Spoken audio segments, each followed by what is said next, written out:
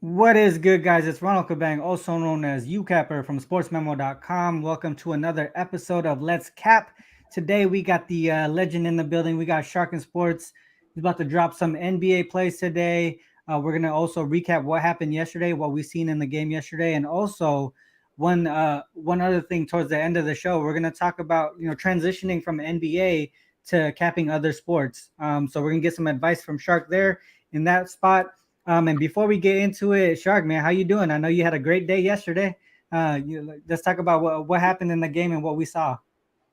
Yeah, great day yesterday. It was the first time I really kabanged a trifecta in the playoffs. And it was really nice to see, obviously, Boston really standing up in their home gym. I said it yesterday, championship level only. They heard me. If there was ever a game in this playoffs that we could really say was championship level, that was it. 4 quarters of basketball, peak defense. Want to discuss this one for a few minutes, and then we can get into the top plays of today? Yes, sir. Yeah, I mean, to me, what I saw, I talked about this on the triple double with John Ryan. A lot of people bring in the whole refing subject, with Scott Foster. And one thing that I see, one thing that I noticed, or I learned, what happens in the playoffs is the refs actually look at these games after every game to figure out what happened, what they could have called differently. And what I mentioned in the show was, Scott Foster is a seasoned pro. He's someone that you bring in to make the proper adjustments, to make the right calls, and that's what they did. I mean, I think in game two, you've seen a lot of physicality on the Miami Heat side, and they didn't call the fouls towards the Celtics, and the opposite happened.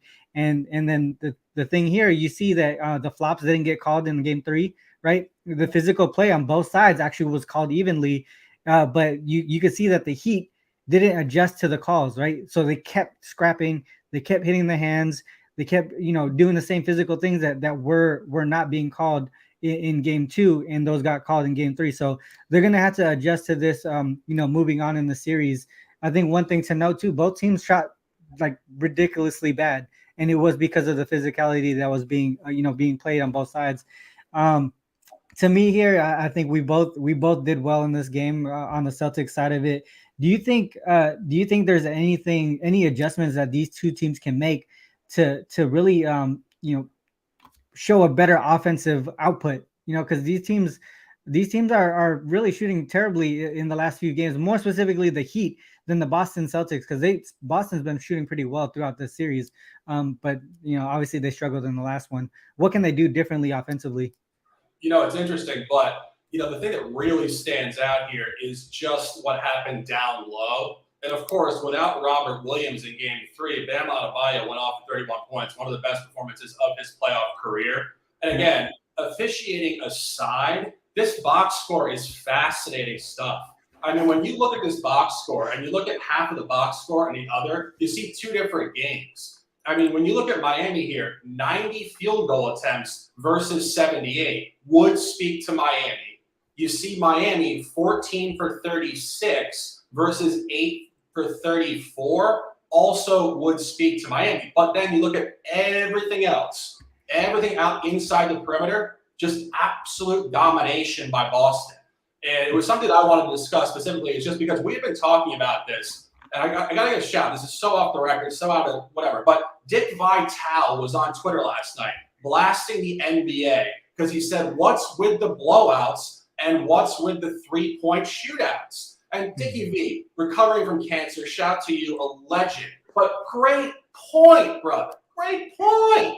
And you look at these games, and again, we've been saying this all playoffs.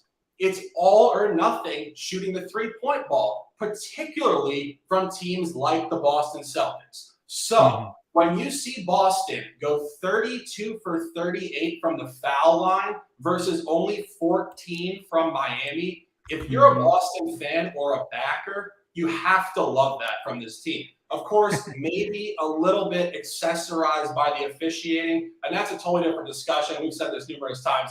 It's unfortunate that the games are called so differently game to game, and you wonder how much the league is really behind that. It's really unfortunate stuff. But if you really stay with this, Al Horford obviously having gone off offensively against the Bucks after Giannis hammered him, and then they had a little bit of a feud. If you look at what he did last night, I mean, this is a snapshot to Celtics defensive basketball. The guy was plus 33 in his plus minus, and he only scored, I believe, 5 points. Plus 33, 5 points, only 1 for 2 from the field, but 11 defensive rebounds, 2 offensive, 13 overall. Just an absolute throwback special from the Celtics last night. I love to see it, Rob. I mean, this is my shit. This is 1990s basketball right here. Yeah. Not only that, not only the rebound part of it, but he also had 4 blocks, and like the blocks that he had were like momentum shifters, right? I mean, like obviously the Heat didn't have the momentum, but if they did, those were momentum shifting type blocks. I mean, he had the crowd going. It was awesome to see. Definitely awesome to see for Al Horford.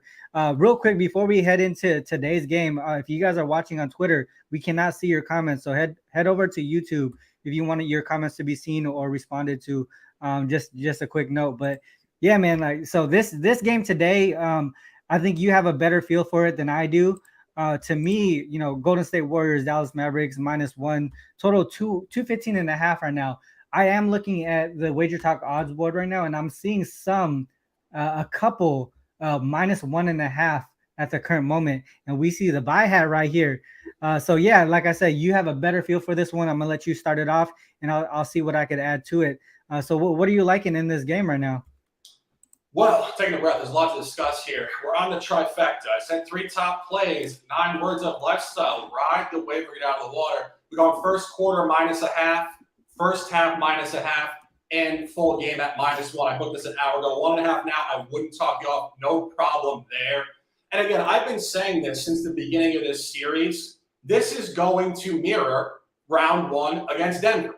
And of course, when I say this, oftentimes people quickly say, Denver's not Dallas. And I always say, pro athletes function on frequencies and behavioral tendencies. And you really see consistencies here. If you go back to the Denver series, it's basically been an exact replica of what's happened in this series for 3 games. Dubs came out, covered the first game in blowout fashion. The line moved up slightly in game 2, suggesting another Dubs cover. They covered. Then the line moved drastically to Denver and Dallas, which would have suggested a Denver game 3 win. I had that. I lost that. I certainly will own that. And it would have suggested a Dallas game 3 win as well. Line functionality all over it. Desperation all over it. However, the Dubs do what the Dubs have done for close to 8 to 9 years now. They come into your home gym. They take your energy. They come out in the first quarter with the purpose of taking your crowd out of the game. Draymond Green, Klay Thompson, Stephen Curry, Steve Kerr, all the old hats have talked about this for years. They want the first quarter in your gym more than you to take your crowd out of it. And what do? They did exactly that. Dallas was down 10 points before they could open their eyes. But if we really zoom into this more specifically, we look at what Dallas did in game 3 in the first quarter. They opened up 0 for 7 from 3-point range. We know Dallas, very similar to Boston, highly dependent on the 3, maybe even more so dependent on the 3 when you really go through the detail of their roster and see how many guys are 3-point specialists, 3-and-D types. Finney-Smith, Bertin, Bullock, of course, Luka flinging threes. Jalen Brunson in the playoffs has been shooting way more threes. And you come back to the center of it. The game was 104-99 in the fourth quarter, only down 5 after a late Dinwiddie 3. Jordan Poole pushed back, Dubs covered, but Punt School will love this. He loves the shot quality algorithm. The Mavericks have won the shot quality split in all 3 games so far. Shot quality suggests long-term regression to the mean. The shot quality final in game 3 was Dallas 110 to 100.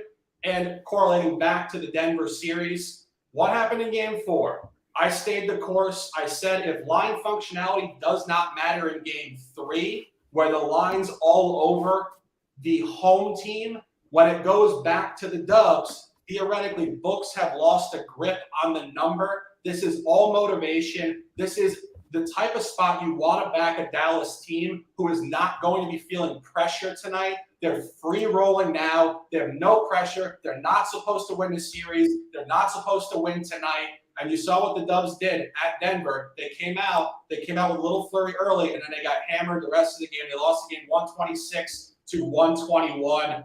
Everything on Dallas tonight, trifecta spot. Again, the free roll is so important for a young group of shooters to be able to not feel tight shooting the basketball. People have said to me in the private chat, but they have to hit shots. These are pro shooters. You ever watch guys when they shoot around? They don't miss. That's with no pressure. That's what's going to happen tonight. Dallas comes out early and often. Trifecta special. Ronald Kabang. Tell me what's going on, brother. Yeah, that's funny because the way that you just explained that with the pregame shooting and not feeling the pressure, and then coming into this game with nothing to lose, it makes a lot of sense to me, and that's the reason why before that I told you I was talking to you before this. I don't have an actual play on this, but the lean was towards the beginning of this game for me, the Mavericks first half, first quarter. And what I want to do is show a little bit of SDQL to support your play and also my look towards the first half. So this is spodevs.com, one of the sites I use to pull SDQL data. And Mitch, actually, you mentioned this here in the chat earlier. Rob Vino talked about the Mavs bouncing back off of a poor performance. Here, what you're seeing here is this season when the Mavericks shoot after a game they shot 40% or less from the field, 10-3 straight up, 9-3-1 against the spread. You can kind of see here in that first quarter, first half, they do take advantage of they make the proper adjustments to shoot better. They run their offense a little bit better. They're averaging 111 in this spot and allowing 102.69 in this spot. So you can see there's a 9-point gap there. But I think what I wanted to focus on was more specifically in that first half, because Mitch, you mentioned Rob Vino was talking about over 55.5 for team total for the Mavs, and you can see that average there is around 58 or 58.5 to 59. So that is a good look there. And off of a 40% shooting percentage, they tend to bounce back from a field goal percentage standpoint, 47.16%. So we can really see that bounce back happening. Also, another thing to know is how well the Mavs have done as home favorites. So what I brought here is this season Mavericks as home favorites, 26-7 straight up, 19-12-2 against the spread throughout the regular season, including the playoffs. And you're also looking here at a strong look towards the under. So that's another way to look at this game as well, is just defensively the Mavs play at home. They're dogs at home. And one thing to note here, they're on a really great streak here with the wins covering and the under in their last games that that have met this criteria of home favorites. Obviously, they haven't been home favorites too much in the playoffs, just because in the first series they had injuries, right? Luka, I think it was Luka was hurt. But so there were dogs in the first series, and also with the Suns there were dogs as well, because obviously the Suns were number one in the West. So that's one thing to look at here. Another thing to look at, how have they done after Luka didn't have a 4 assists or more. So last game they really had to play one-on-one, and I think it's because guys like Kleber and Bullock didn't make their 3-pointers early in the game. Luka had to feel like he had to do it himself, so he was playing a little bit of one-on-one ball. He didn't share the ball as much, especially in the second half. So he only had 3 assists that game. So what I looked at was, how do the Mavs as a team bounce back after Luka don't perform with a assist past 4. They actually do well, 15-10 straight up, 14-9 against the spread. You can see here that there's a 5-point gap here. And again, they still take that early part of it, the early part of the first quarter and the first half. So these are the types of things that I was looking at that was pointing me towards the first half. The only reason why I was looking towards or staying away from the full game is just because of the halftime adjustments that Kerr can make. If it stays close at first in the first half and the Mavs lead by like 2 or 3 points, for me, I think that's something that I'll be comfortable with. And I just try to stay away from those second half adjustments with Kerr and the Golden State as a team. One thing to know is I think I didn't bring it up here, but one thing to know is teams avoiding the sweep. Let me see if I could bring that up here. Teams avoiding the sweep, which is the Mavericks here. Now I don't have it up. Okay. So from 2018-2019 playoffs, teams avoiding the sweep are 5-9 straight up, 7-7 against the spread. And those situations, there were tight lines as well. But the favorites in those games were actually the ones that cover the first quarter, first half. So those were the things that I was looking at league wide and also towards the team. I believe that it could happen. I think, I mean, Shark, you're spot on with your analysis with the trifecta. It is definitely something that could happen. Obviously, these league trends that go historically are things that you could take one game at a time. And this in this specific series, Mavs have the ability to come back off of a game, just like how we were seeing them bounce back off of a bad performance. That's something that could definitely happen here. Um, I know you're not a big prop guy or whatever, but people are bringing in Bullock and Kleba. Do you think those are the type of guys that have to perform well for the Mavs to win this game? Absolutely, absolutely. I mean, last game, Reggie Bullock and Kleba were setting centuries of basketball back in time with their ability to shoot the basketball. I mean, it was absolutely disgusting. And I will make one comment on that stat going back to the final leg of a potential sweep, 7-7 ATS. We talk about this all the time. Long-term data is very good stuff, but you have to look at the reasoning behind all 14 matchups, every one being totally different. I don't have this off the top of my head, of course, but one thing that I would be really curious, how many of those were in the conference finals? Because in the conference finals, theoretically, obviously, you should get two teams that are very evenly matched. And I mean, we had talked about this prior to the series. The Mavs actually came into the series having won 9 out of the last 11 against the Dubs, dating back 3 seasons. So the Mavericks can beat the Dubs. It's just a matter of shooting the ball well. And again, one final point on this, and I'll throw it back to you. You just have to also consider how hard it is to close a team out on their home floor. And this is a young team. And I'm going to give Josh, of course, out in Australia another shout. We were having this conversation last night. And he said something about how Boston took care of Brooklyn on the road. And I said to him, I disagree. And one of the best things about us, Ronald, myself, Jay Money, we can have a conversation and disagree and talk about it. And what I said was, one of the key points, when you see a team getting swept that has most of their core over 30, 32 years old, it's a totally different environment. It can take on a bit of a funeral environment. We're old, we're fatigued. Theoretically, in the back of our mind, we know maybe we're not going to be able to come back and win a title ever again. It is vastly different when you see a team like Denver and like Dallas. Dallas is in the very beginning of an upward movement within the Western Conference. This is a team that is going to show out for professional pride. They do not want to get swept on their home court. I'm telling you that. This is not a funeral. They're not trying to go to Cancun. This is the type of thing where if you really take everything off the court of basketball and you say one thing to yourself, this team is playing the last game of their season tonight. Let me repeat that. This team is playing the last game of their season tonight. So what kind of effort are you going to get? You're going to get a survivalistic effort. And that's the best you can ask for in the sport, particularly when it's a young group, not aging vets who have checked out emotionally completely. Makes a lot of sense to me. I mean, obviously, the when we talk about momentum versus I guess what I'm trying to say is like they're coming into this one knowing that they have to put it 100% on the line to continue their regular season, to continue in the playoffs. And we talk about coming into these games with the mindset of that that's something that takes precedence versus stats and stuff like that. So it's the whole mental game of the whole mental aspect of it. Do the Golden State Warriors want to just win it at home? Just to have the fans backing. That's something else that people want to think about. There's a lot to think about here, but I know for a fact that I haven't placed a bet on it. I know you have the trifecta going. I am gonna probably go with the first quarter, first half. Probably look there. For me, that's my take on it. That's what I'm probably gonna end up doing. But yeah, man, that is a great breakdown by you. I mean, from all aspects of it. Hopefully the chat learned a little bit of the SDQL portion of the capping. Did you have any other closing comments on this game before we head into the next part of it? Yeah, I do. I mean, I get fired up talking about this. Jay and I always talk about this. Just when you start to get into deep playoff basketball, as much as we complain about the regular season, the team's not caring, this is the polar opposite. So if you like competitive basketball and you like seeing top pro athletes show out on the court at the highest level of competitive nature, this is your game. And, you even look at certain other series within the playoffs.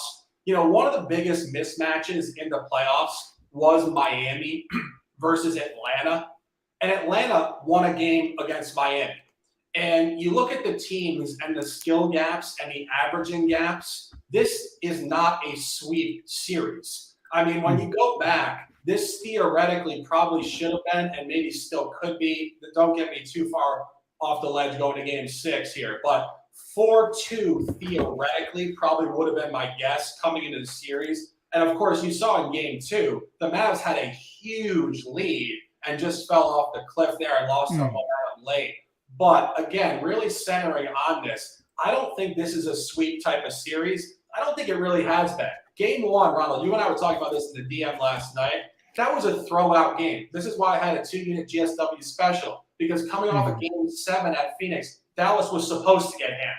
And then game 2 was pretty tight. Game 3, again, Dallas did win the shot quality metric, just couldn't shoot the 3 ball. I believe 28% over 40-plus shots. Now you come back, throw out game 1. Just forget game 1 even existed, because that has nothing to do with the emotional environment of games 2, 3, 4, 5, 6, and 7. This is going to be a tight spot. Dallas is going to show out here. It's really, really good stuff backing this type of group in this environment tonight. I love it. I love it. You guys in the chat, thanks for all the messages in there. Yeah, man, I think Mavs is they could definitely get it done. You're really like the way that you're analyzing it, the way that you're putting it together really makes me more confident in actually making that bet. So yeah, I appreciate that. And obviously what we want to do now, a part of the Let's Cap here is we want to help bettors, just become smarter and kind of get some advice from pro cappers. And to one thing that I want to look at here with the NBA coming to a close in the next few weeks is adjusting from NBA to other sports. Right now we have the WNBA. That's something that I cap, and to me there's a lot of similarities between NBA and WNBA capping. But when you go from NBA to MLB or NBA to football, that becomes a different story, right? These are different sports, different psychological feel to it because of the number of games that each sport plays during the regular season, right? And how often they play. What are things that you look at as far as adjusting from NBA to a totally different sport? As far as what are you capping? What kind of things are you capping? Well, it's a broad question for sure, because of course we're going to talk about baseball. Baseball is the complete opposite of football. I do think baseball specifically is so crucial to something we talked about last time, which is bankroll management and unit sizing versus your bankroll. Because when you have 162 games over the course of 6+ months, and the way the game plays, it is nothing like basketball, if we're being honest. And you got to zoom in really to how you cap the numbers with it. In basketball, it's not, I'm not saying anything crazy obvious, but it's something people don't necessarily acknowledge. You're never really betting money line bets. So in baseball, when you're betting a -120 through a -150, or on the other side up to like maybe +155, 160, that win probability is high or low. So it's not betting a 110 spot where theoretically on an average, you're coin flipping. When you're betting a 1.4 to 1 favorite, you are expected to win at a much higher rate than a 1.1 to 1 favorite ATS in basketball. Conversely, the buy low spots in MLB, a lot of times people don't realize this. If you back a team that's like +170, they're not supposed to win the game just today. Your implied value there comes over the course of 10 to 20 games. So given that, you have to have a ton of patience, a ton of relentlessness, a ton of trust in your modeling, and a bankroll that can sustain that. And this is just why baseball is incredibly hard to cap publicly, because frankly, as sports betting is becoming legalized across the country, United States, and of course integrated internationally where it's been legalized for a period of time now, there's just a lot of people that are really not in the mindset or the financial space to bet baseball in any sort of professional manner. And you see it in the sphere all the time. You see people getting tilted over losing a baseball bet. And it's like, guys, a lot of baseball games are literally like flipping a coin. And that's just how it is. And Yeah. and you know, I mean, continue on that if you want, but it's just a huge endeavor. It's vastly different than basketball, and the majority of the reasoning behind it is because of the money line frequency. Money line versus run line is a totally different ballgame. The spread in baseball is not the spread in basketball. I'll tell you that. Yeah, no, I think one thing that you mentioned too is the whole money management and the unit size being different than what you would do in the NFL versus or the NBA, because there's 162 games and so many games per day. You really want to spread that out. Really, it's like what is your actual strategy as a handicapper or a sports better? Are you going to go low volume, right, and low units, or high volume and low units, or low volume and high unit. So it really has to be your strategy. You want to plan that out before the regular season so that you're not in a position to adjust important things like that during the middle of the season. Because if you make the wrong decision and you tilt in a specific way, it could really put you in a bad position to really not even last the whole regular season. And for casual bettors, that's pretty much the goal, is to continue to be able to have fun with it and bet regularly, right? And if you do that improperly, you're not going to be able to last in sports betting. So really, that's the biggest piece to me. Like you just mentioned, is the bankroll management and the unit sizing. You have to adjust between the sports because the number of games that you're playing, the number of possible bets that you're playing, it changes, right? There's 82 games in the NBA. 162 MLB. Then there's the 18 games or whatever in the NFL. So that's one thing that you have to adjust between um, the sports from a psychological aspect of it, or even just a handicapping aspect. In the NBA, one thing that we brought up a lot in this season was revenge spots, right? Or revenge spots and like line functionality. Do you think those are things that you can bring over to MLB or NFL? In baseball, I don't think revenge spots matter at all, really. Mhm. Yeah. I've been saying this for years, but something that's very interesting to visualize is just the direct proportion of games. Of course, NFL has inflated their calendar to 17 games, but back when it was 16, you get 162 MLB, you get 16 NFL. So it's a direct proportion right there. And it just speaks to the lack of games and the immense amount of games and how everything in an NFL game happens so fast. But Mhm. that's really comparable to the same amount of variance in 10 MLB games. So this is where people don't totally understand this. If you're betting one unit on an NFL game, you should be betting 1/10 of a unit on an MLB game because 10 MLB games are the same amount of variance and space on a statistical curve as one Mhm. NFL game. And then staying within that idea on the other side, just remember that. Think about a 10 game MLB sample. How much can happen over 10 games? Then you come Mhm. into NFL Sunday, 1 o'clock to 4 o'clock, 3 hours, one game. That is the same exact dispersion over a 60-minute game versus 10 MLB games, which is why you can't. I mean, I'm not going to say you can't beat the NFL. It's incredibly difficult because any given Sunday is not just because it's pro football and it's gridiron and it's entertaining as shit. It's because it's incredibly variant within the game. Anything can happen at any moment, and the spread swings just like that. And that's why it's Yeah. terrifying stuff in NFL Sunday very often. Yeah, man, the NFL is crazy, especially for those who do live betting as well, right? Because it's really possession by possession in the NFL, and you can kind of see where the game is going as far as game flow. But also, one mistake can cause the whole total or even the line to adjust like so dramatically. So yeah, man, I think NFL with sports betting in general just becoming more out there, more known, and more people doing it. This NFL season is going to be wild. Especially, I think we were talking about this in our chat, Shark. How crazy it's going to be now with sports betting becoming legalized and a lot more casual bettors coming into the space, and the content that's coming out too. I think it's a lot different before than what it is now, as far as what kind of content that goes out. Man, so I'm really excited for the football season this year. and what's to come, especially with what you're gonna do in the future, what we're all gonna do in the future as far as our own channels and our own brands. This is gonna be an exciting year, and just next few years in general. But yeah, any last words before we close this out, bud?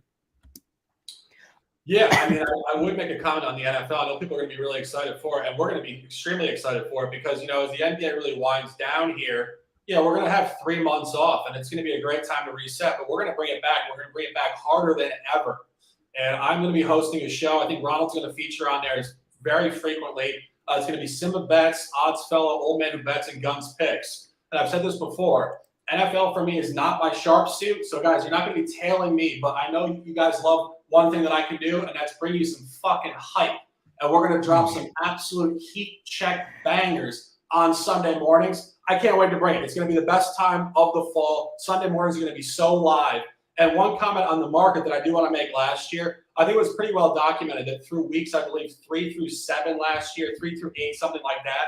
It was the first time since I believe 2009 that books had taken a loss 5 straight weeks in the NFL. And that should tell you one thing, just how public it was last year. The public are not taking underdogs in the NFL. They're taking short favorites with the top quarterbacks and watching the highlights on ESPN as their model as to why to back a team. When those type of cappers cluster the market and win 5 weeks in a row for the first time in 12 years, that should tell you this year, guys like Ronald, guys like Guns Picks, guys like Odds Fellow, guys like Simba, I might even drop a contrarian play here and there. We're going to put together some wins this year for sure.